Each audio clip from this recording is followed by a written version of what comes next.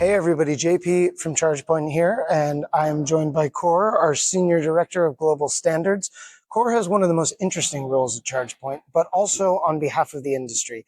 He sits on a lot of regulating bodies and panels and governance committees that really define how EV charging works, quite literally.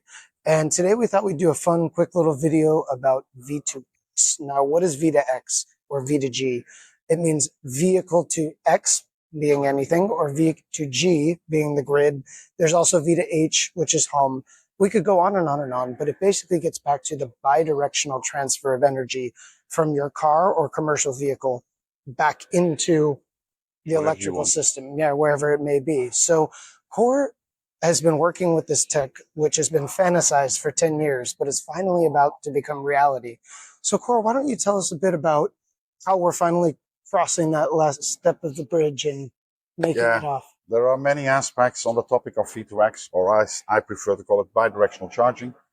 The technical part is already taking place the last couple of years, making it possible on a technical way. But that's only one step. So I'm working right now to getting it more done on the regulatory side. Talking to the European Commission as an expert of the Sustainable Transport Forum, talking to the ones that make the law. How should it be working? We're working now 1.5 years on the topic of smart and bi-directional charging, how to define it, what are the use cases, what information needs to be exchanged. That's setting the foundation of it all, how it should be done. And then the next step will be within ChargePoint, getting it up and running with our stations correctly according to law, together with our partner Ethan, getting it all done. And then it's up to the driver what he wants to do. Go to the grid, earn some money, or support his house with energy of the car. So who else is a part of this process alongside you? I'd imagine utilities and a few others. Yep. There's a lot of companies involved, utilities, DSOs, other CPOs, MSPs. Hubcheck is involved for the roaming part, for getting the payment done, for delivering back, because if you're delivering back to the grid, you get money for that. So you have to deliver the money back to reimburse them. So I think it's 30, 40 parties are involved, and we have monthly discussions in Brussels about this.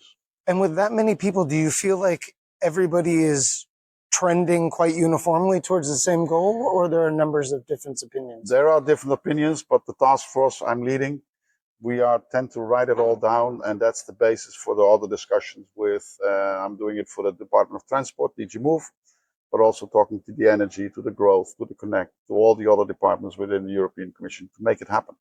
It's pretty wild. It's the stuff you don't think of that goes into next generations of technology in any field. But in this case, it's pretty wild because this can change the entire unit economics or even economies of those who are involved in various stages of the energy food chain, right? Yep. So people like Kor make it all happen here at ChargePoint. And thanks for taking the time to tell us a little bit more about it today.